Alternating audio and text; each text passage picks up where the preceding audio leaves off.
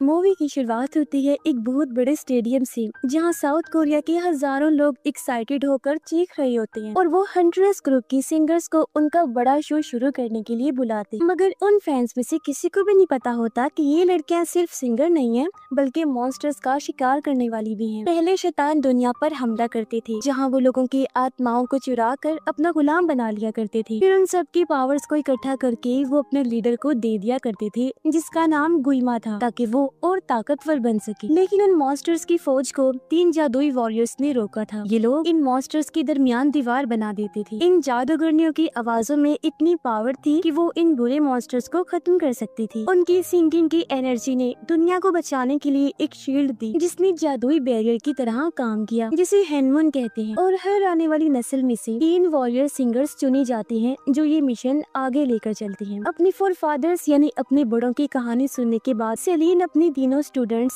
रोमी और उसकी दोनों दोस्तों को कहती है कि वो फाइनल बैरियर बनाने की जिम्मेदारी तुम लोगों की होगी। ये सुनकर वो पूरी हिम्मत इकट्ठा करती हैं और अपने मिशन को शुरू करने की तैयारियां करती हैं। अब जैसे ही शाम हुई, हंटर्स के फैंस स्टेडियम में पहुंच जाते हैं ताकि वो अपने ग्रेट वर्ल्ड टूर का फाइनल शो देख सके। अब ग्रुप का मैनेजर नोटिस करता है कि ट्रियो यानी तीनों लड़कियां अब तक नहीं आई थी, इसलिए वो परेशान हो गया और अपने फोन से पता लगाता है कि वो कहाँ हैं। जबकि प्राइवेट जेट में रूमी और उसकी दोस्तें मजे से बहुत सारा खाना खाती हैं ताकि उन्हें एनर्जी मिले और उनके आखिरी शो में उनकी ताकत कम न हो और वो अच्छा परफॉर्म कर सके। उसी वक्त रूमी को मैनेजर की कॉल आती है, जो पूछता है कि वो कहाँ हैं, मगर बीच में फैंस फोन छीन लेते हैं ताकि लड़कियों से बात कर सके। मैनेजर झट से फोन वापस ले लेता है और गुस्से से पूछता है कि वो देर क्यों कर रही हैं। प्लेन के शीशे से वो देखती है कि प्लेन स्टेडियम से आगे निकल गया है और प्लेन के स्टाफ को कुछ पता ही नहीं चलता। रूमी गुस्से से मैनेजर को कहती है कि वो कुछ ही देर में वहाँ पहुँचेगी और फिर कॉल बंद करके एक हॉस्टेस के पास जाती है। टाइम जाया ना करते हुए वो कहती है कि वो जानती है कि असल में यहाँ पर क्या हो रहा है और ये सब फ्लाइट अटेंडेंट्स की चाल है, जो कि खुद मॉन्स्टर्स हैं, क्योंकि उनका अंदाज बिल्कुल अजीब था जो समझ से बाहर था। रूमी जब उस एयर हॉस्टेस का बाजू पकड़ती है तो उसके जिस्म पे बहुत से निशान बने हुए नजर आते हैं। ये देखकर फ्लाइट अटेंडेंट्स को पता चल जाता है कि लड़कियों ने उन्हें पहचान लिया है। अब सभी मॉन्स्टर्स अपने असली रूप में आकर कहते हैं कि वो स्टेडियम में मौजूद सभी फैंस को खत्म कर देंगे। ये सुनकर वो तीनों गुस्से में आ जाती हैं और तैयार होकर उन पर हमला कर देती हैं। अपने गानों के जरिए हेनमुन की ताकत घुमाते हुए जहाज पर चढ़ती हैं। फिर वो प्लेन में रखे एक थर्मस का इस्तेमाल करती हैं ताकि मॉन्स्टर्स पर वार कर सके और फिर सोचती हैं कि इन्हें हमेशा के लिए खत्म कर दिया जाए। इसीलिए वो अपने जादू से बनी हथियार निकाल लेती हैं, जो कि हेनमुन की ताकत से बने थे। फिर वो ग्रुप मिलकर मॉन्स्टर्स पर हमला करता है और आसानी से उन्हें मार गिराता है। मगर उस वक्त वो देखती हैं कि कुछ मॉन्स्टर्स बचे हुए हैं जो जहाज के टुकड़े चुरा कर भाग गए हैं। लड़कियां वक्त जाया किए बगैर अपने नूडल्स खत्म करती हैं और प्लेन में से हवा में छलांग लगाकर स्टेडियम की तरफ आ जाती हैं। जब वो वहाँ पहुँचती हैं तो सीधा स्टेज पर लैंड करके बचे हुए मॉन्स्टर्स को खत्म करना शुरू कर देती हैं। रूमी की फैन अपना चाकू छालकर आखिरी मॉन्स्टर को भी मार डालती है। मॉन्स्टर्स की आर्मी को खत्म करके हंट्रेस ग्रुप सब फैंस के सामने अपना शो दिखाती हैं और ये देखकर खुश हो जाती हैं कि पहली बार हेनमुन का एक हिस्सा गोल्डन रंग से चमक रहा है। शो के आखिर में बड़ी जादुई शील्ड बन जाती है जो पूरे एरिया में फैल चुकी थी और मॉन्स्टर्स को दोबारा इंसानों की दुनिया में घुसने से रोक देती है। लेकिन अंडरवर्ल्ड डीमंस की दुनिया में एक बची हुई मॉन्स्टर जो प्लेन से बच गई थी, गुइमा के पास जाती है और घबरा कर कहती है कि वो लड़कियों को नहीं रोक पाई क्योंकि उनके पास बहुत अच्छी स्किल्स हैं, वो बहुत बहादुर हैं। ये सुनकर गुइमा गुस्से में अपनी आग वाली ताकत से उस मॉन्स्टर को जला देता है और कहता है कि उसे अपने मॉन्स्टर्स की हार बर्दाश्त नहीं होती। ये देखकर दूसरे शैतानी डीमंस भी डर जाते हैं। तभी एक और डीमन बॉय जीना आता है, जो अपना बैंजो बजाता हुआ गुइमा के पास पहुंचता है। उसके साथ एक मॉन्स्टर टाइगर भी था, साथ ही उसके दोस्तों का ग्रुप होता है। गुइमा उससे पूछता है कि वो सब ये क्यों कर रहा है, तो जीना बताता है कि उसके पास वॉरियर्स का सामना करने का एक आइडिया है और इस बार उन्हें जीत का एक बड़ा मौका मिलेगा। जीना कहता है कि हेनमुन की एनर्जी खत्म करने का एक ही तरीका है, उन्हें भी एक नकली सिंगल ग्रुप बनाना चाहिए जो सारे फैंस को अपनी तरफ खींच लेगा, जिससे हेनमुन की एनर्जी कमजोर हो जाएगी। गुइमा को ये सुनकर हंसी आती है, मगर वो इजाजत दे देता है कि वो अपना मिशन शुरू करे। मगर वो पूछता है कि जीना को इसके बदले क्या चाहिए। जीना कुछ देर चुप रहता है और फिर कहता है कि बस उसकी पुरानी यादें मिटा दी जाएं। स्टेडियम में दोबारा वो 3 लड़कियां हैनमोन के गोल्डन हिस्सों को देखकर हिम्मत इकट्ठा करती हैं। मैनेजर और उसकी टीम को अलविदा कहकर अपनी बिल्डिंग की तरफ निकल जाती हैं। खुशी से रूमी की दोनों दोस्तें किचन से बहुत सारी मिठाइयाँ उठाकर सोफे पे बैठ जाती हैं ताकि आराम कर सके। उसी वक्त रूमी फैसला करती है कि ग्रुप का नया एल्बम जल्द से जल्द निकाला जाए ताकि गोल्डन हैनमून पूरी तरह जनरेट हो सके। फिर वो एक अलमारी की तरफ जाती हैं जहां उन्हें नए कपड़े नजर आते हैं जो वो अपने अगली वर्ल्ड टूर में पहनेंगी। रूमी फौरन अपनी दोस्तों के पास गई जो घबरा जाती हैं जब वो देखती हैं कि उनकी दोस्त पहले ही अपना नया ड्रेस पहन चुकी है। उसी वक्त मैनेजर नजर आता है और कहता है कि पूरी दुनिया उनका नया एल्बम सुन रही है। अब थकन के बावजूद भी लड़कियां एक्साइटेड होती हैं और अपना काम जारी रखने का फैसला करती हैं। कुछ दिन बाद ग्रुप शहर के एक स्टूडियो में इंटरव्यू करता है और बताते हैं कि उनका अगला कॉन्सर्ट कुछ मिनट में होने वाला है जहां वो अपने नए गाने सब फैंस तक पहुंच जाएंगे। जब उसकी दोस्त से रिकॉर्डिंग की तैयारी करती है तो रूमी अपने ड्रेसिंग रूम में चली जाती है और अपने बाजुओं पर बने हुए डिमोनिक निशान देखती है। वो कोशिश करती है कि उस बारे में ना सोचे, फिर अपना कॉस्ट्यूम पहनकर स्टूडियो आ जाती है ताकि दोस्तों के साथ रिकॉर्डिंग शुरू करे। अचानक रूमी की आवाज टूट जाती है और वो परेशान होती है कि ये क्या हो गया। वो फिर प्रोड्यूसर से कहती है कि रिकॉर्डिंग दोबारा शुरू करे, मगर उसकी आवाज फिर फेल हो जाती है। मैनेजर पूछता है कि सब ठीक है ना, लेकिन रूमी समझ नहीं पाती कि ये मसला क्या हो रहा है, इसलिए कहती है कि बस 5 मिनट का ब्रेक दे दीजिए। ये सुनकर मैनेजर घबरा जाता है क्योंकि स्टेडियम के बाहर हजारों फैंस इंतजार कर रही होती हैं। अपने ड्रेसिंग रूम में वो अपने गर्दन की जिप खोलती है और देखती है कि वो निशान फिर फैल गए हैं जो उसकी आवाज को भी खराब कर रहे हैं। ये देखकर रूमी डर जाती है और वहाँ से भाग निकलती है। वो शहर की गलियों में दौड़ती है ताकि सबसे दूर हो सके। भागते भागते उसके जहन में वो बात याद आती है जो उसने पहले सेलिन के साथ की थी। उसी वक्त पता चलता है कि रूमी असल में एक ताकतवर डीमन की बेटी है जिनका ताल्लुक उसकी माँ से था जो खुद एक ग्रेट वॉरियर थी। उसकी माँ ने समझाया था कि वो इन मॉन्स्टर्स की तरह नहीं है और जैसे ही गोल्डन हैनमून चमकेगा उसकी ये निशान खत्म हो जाएंगे। ये जानने के बावजूद भी रूमी को हमेशा ये सिखाया गया कि अपना राज सभी से छुपाना है, इसीलिए उसने अपने दोस्तों से भी छुपा के रखा। कुछ देर तक शहर में भागने के बाद रूमी एक बिल्डिंग की छत पर पहुंचती है और जितनी बार भी वो लिरिक्स गाती है उसका गाना मुकम्मल नहीं होता। गुस्से से वो चीखने लगती है जो इतनी पावरफुल लहर बनाती है कि वो और ज्यादा घबरा जाती है। घंटों बाद रूमी अपने घर वापस आकर अपनी दोस्तों से मिलती है। वो बताती है कि उसकी आवाज खराब हो रही है तो उसकी एक दोस्त उसे तसल्ली देती है और कहती है कि उसके पास इस मसले का हल है। अगले दिन वो तीनों अपनी पहचान छुपाकर शहर में घूमती हैं और उसकी दोस्त रूमी को एक डॉक्टर के पास लेकर जाती है जहाँ से उन्हें गले की दवा मिलती है जो रूमी की आवाज को बेहतर बनाए। क्लिनिक से निकलते वक्त वो सिंगर्स देखती हैं कि लड़कों का एक ग्रुप उनकी तरफ आ रहा है और उनकी शक्ल देखकर उन्हें पहले ही नजर में प्यार हो जाता है। रूमी उनमें से एक के साथ टकरा जाती है और गिर गई, मगर वो लड़का बिना परवाह किए चला जाता है। उस लड़के के बर्ताव पर उन्हें गुस्सा आया। वो लड़कियां अपनी दोस्त रूमी को उठाती हैं और वहाँ से निकलने लगती हैं। इसी वक्त वो तीनों एक गाना सुनती हैं और जब उस आवाज की तरफ जाती हैं तो देखती है कि वही जवान लड़के लोगों के दरमियान गा रहे हैं और डांस कर रहे हैं। पता चलता है कि वो एक नया म्यूजिकल ग्रुप है जिसका नाम साजा बॉयज है। परफॉर्मेंस के दौरान लड़कियां समझ जाती हैं कि असल में ये सब डीमंस हैं जो अपनी शक्ल बदल कर आए हैं। रूमी फौरन कहती है कि इन्हें जल्द से जल्द खत्म करना होगा क्योंकि उनके फैंस फिर खतरे में हैं। ये सोचकर वो हंटर्स ग्रुप के मेंबर्स तैयार हो जाते हैं और उनके स्टेज पे हमला करने के लिए वह एंटर हो जाते हैं, लेकिन वो छुपे हुए डीमंस पहले ही उनकी मौजूदगी का पता लगा लेते हैं और प्रोग्राम के बीच उन्हें जबरदस्ती स्टेज पे बुला लेते हैं और एक स्लाइड पे धकेल देते हैं। गुस्से में होने के बावजूद भी वो सिंगर्स अपने फैन को महसूस नहीं होने देती कि कोई खतरा है और शो खत्म होने के बाद वो साजा बॉयज का पीछा करती हैं जो भागकर वॉशरूम में घुस जाते हैं। वो तीनों फौरन वॉशरूम में एंटर हुई, अपने हथियार निकालकर तैयार हो जाती हैं, लेकिन अटैक होने से पहले ही जीना कई पोर्टल्स खोल देता है जहाँ से बहुत सारे पानी वाले डीमंस बाथ टब में से निकलकर आ जाते हैं। लड़कियां फिर उन डीमंस का पीछा करती हैं और रोमी जीना का पीछा करती है जो फंस जाता है। उसी वक्त रोमी की दोस्तें मिलकर मॉन्स्टर से लड़ रही होती हैं और वो देखती है कि हैनमून कमजोर होता जा रहा है जिससे और मॉन्स्टर्स को भागने का मौका मिल रहा है। रोमी जीना से गुस्से से लड़ती है लेकिन वो बच जाता है। उसी वक्त वो रोमी के बाजू पर बने बने निशान देखता है और हैरान होता है कि ये कैसे हो सकता है। फिर अचानक एक मॉन्स्टर दीवार तोड़ देता है, जिससे रूमी को अपनी दोस्तें दिखाई देती हैं जो मॉन्स्टर से घिरी हुई। अपना राज खुलने के डर से रूमी हिल नहीं पाती और वहीं रुक जाती है, जिससे उसकी दोस्त और भी डर जाती है। इसी टाइम जीना उसकी मदद करता है, उसे गले लगाता है और भागने से पहले उसके फटे हुए कॉस्ट्यूम पे एक कपड़े का टुकड़ा बना देता है ताकि उसके निशान फिर से छुप जाए। अब जब उसके निशान फिर छुप जाते हैं तो रूमी अपनी दोस्तों के पास लौट आती है और कुछ सेकंड्स में वो जादुई वॉरियर्स हर शैतान को यहाँ खत्म कर देती है। फिर वो एक बूढ़े आदमी की मदद से वॉशरूम से बाहर निकल आती है, लेकिन अभी भी एक डेमन बची हुई थी जो उस बूढ़े आदमी की आत्मा चुरा कर ले जाती है। एंट्रेंस की बिल्डिंग में लड़कियां शहर को देखती हैं और जब वो महसूस करती हैं कि हैनमून कमजोर होता जा रहा है तो वो परेशान हो जाती हैं कि अब क्या होगा। तभी मैनेजर आता है और कहता है कि साजा बॉयज अब पूरे सोशल मीडिया पे छा गए हैं। रूमी कहती है कि यही वक्त है, हमें अपना अगला हिट गाना बनाना होगा। साथ ही लड़कियां उन डेमंस को हमेशा के लिए खत्म करने के लिए एक्साइटेड है। बाद में रूमी अपने बेडरूम की बालकनी पर जाती है जहाँ एक खौफनाक परिंदा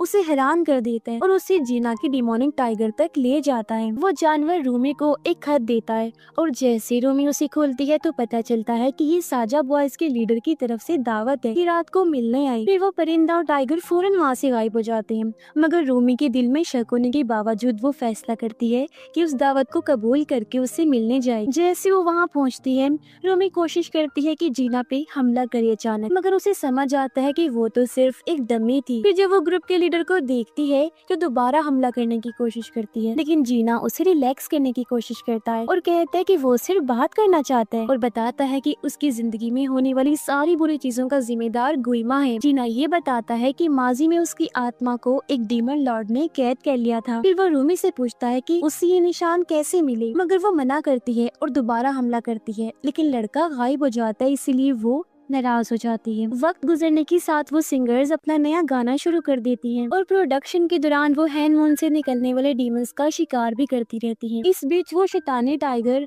रूमी को परेशान करता रहता है। वो उसे अपने दोस्तों से छुपाने के लिए अपने कमरे में छुपाए रखती है। कुछ दिन बाद वो लड़कियां अपने फैंस के लिए ऑटोग्राफ सेशन रख रही होती हैं, मगर अचानक साजा बॉयज वहाँ आ जाते हैं। अब फैंस डिवाइड ना हो जाएं, इससे बचने के लिए रूमी कहती है कि सब मिलकर बैठ जाएंगे। इसके दौरान वो सिंगर्स सब लोगों की चीजें साइन करते हैं, जिस वजह से फैंस में ये अफवाहें फैल जाती हैं कि शायद इन दोनों ग्रुप्स के दरमियान प्यार का चक्कर चल रहा है। बाद में जब रूमी अपने कमरे में सॉन्ग की लिरिक्स लिख रही होती है तो उसकी दोस्त वहाँ आ जाती है। तब मुश्किल से रूमी उस शैतानी टाइगर को छुपाने में कामयाब हो जाती है, जो अब हर रोज उसका पीछा करता है। ये समझ आने पे कि वो ज्यादा देर तक उस डिमोनिक टाइगर को नहीं झेल पाएगी, वो दावत को इग्नोर नहीं करती और जीना से मिलने का फैसला करती है।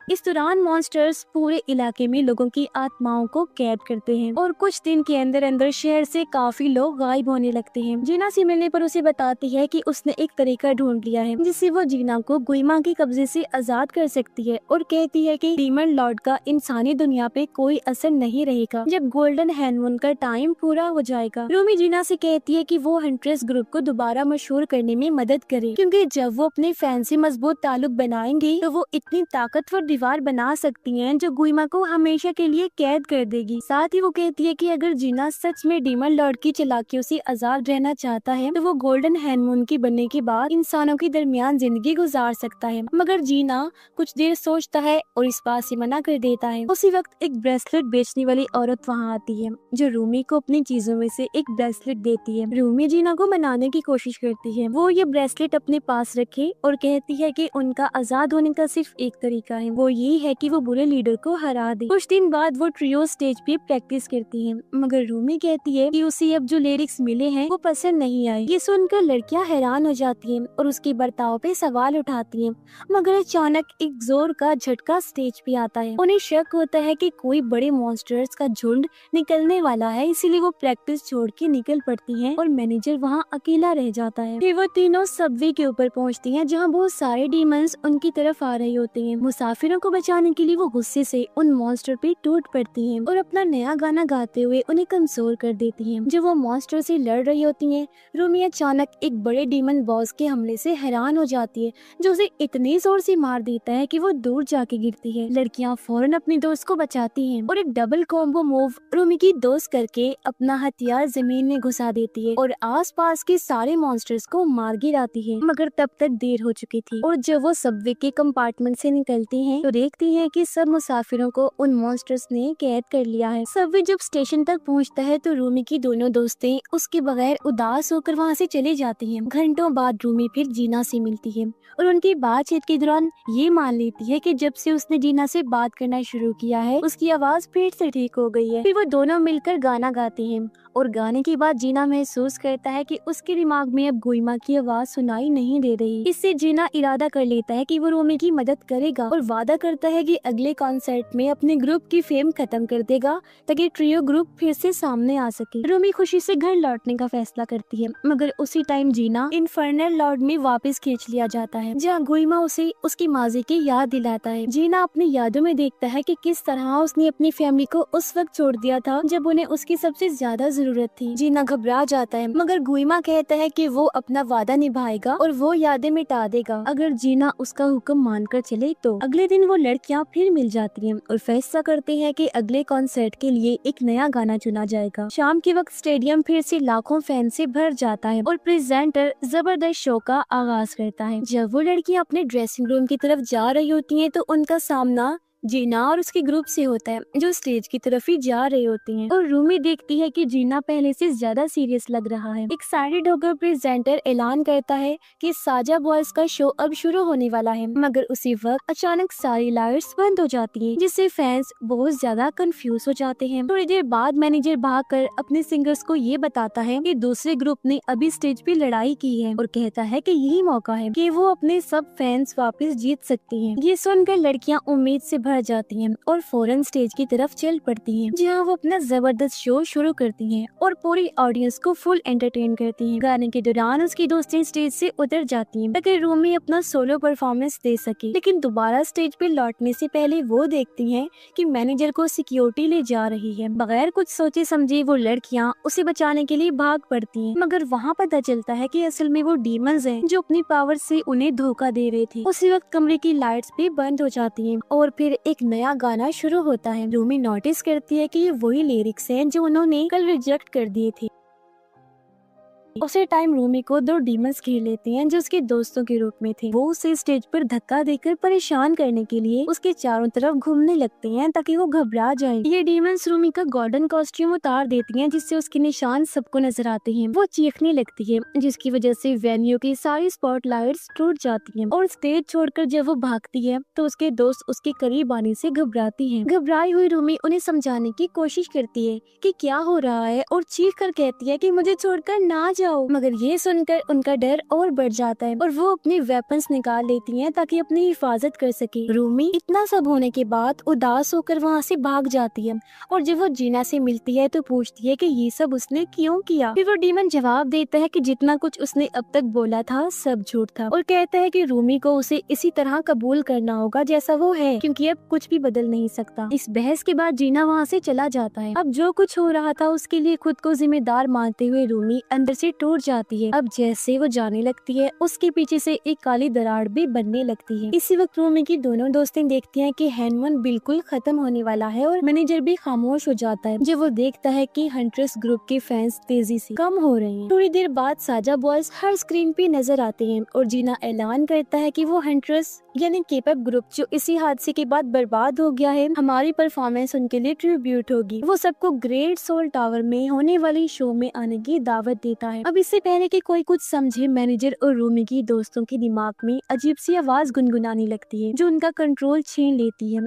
और वो भी सब फैंस की तरह और शो की तरफ चल पड़ते हैं। इसी बीच जीना और उसका ग्रुप ग्रेट डीमन बैंक्वेट का इंतजार कर रहे होते हैं और जैसे शो शुरू होता है वो अपने असली डीमन वाले कॉस्ट्यूम पहनकर नया गाना परफॉर्म करते हैं। परफॉर्मेंस जैसे जैसे आगे बढ़ती है गुइमा भी बड़ा होता जाता है क्योंकि वो सभी फैंस की एनर्जी को अपने अंदर समा रहा था। स्टेज पर वो डीमन ग्रुप अपनी पावर से हवा में उड़ने लगते हैं। गाने के बीच ऑडियंस हिप्नोटाइज होकर स्टेज के और करीब जाने लगते हैं। मगर जब सब कुछ खत्म होता नजर आ रहा था, रूमी अचानक वापस आती है और अपनी आवाज से परफॉर्मेंस को रोक देती है। गुइमा जीत के एहसास में कहता है कि अब कुछ नहीं हो सकता, मगर उसकी बातों के बावजूद वो गाना जारी रखती है, जिससे उसकी दोस्तें हिप्नोसिस से आजाद हो जाती हैं। जब वो तीनों वापस मिल जाती हैं तो मिलकर गाना शुरू करती हैं और इनफर्नल लॉर्ड उन्हें रोकने के लिए हजारों मॉन्स्टर्स बुलाता है ताकि उनको खत्म कर सके। मगर वो जादुई वॉरियर्स नहीं घबराती और अपने वेपन्स के साथ हर मॉन्स्टर को आसानी से मार गिराती हैं। उनकी आवाज हैनमून को फिर से जोड़ देती है। एक दूसरे से मिलकर वो हंटर्स ग्रुप खुशी से गले लग जाती हैं और उनके कॉस्ट्यूम्स भी ट्रांसफॉर्म होकर एक नई शक्ल ले लेते हैं। बगैर टाइम जाया किए वो स्टेज की तरफ लौट पड़ती हैं। मगर उसी टाइम गुइमा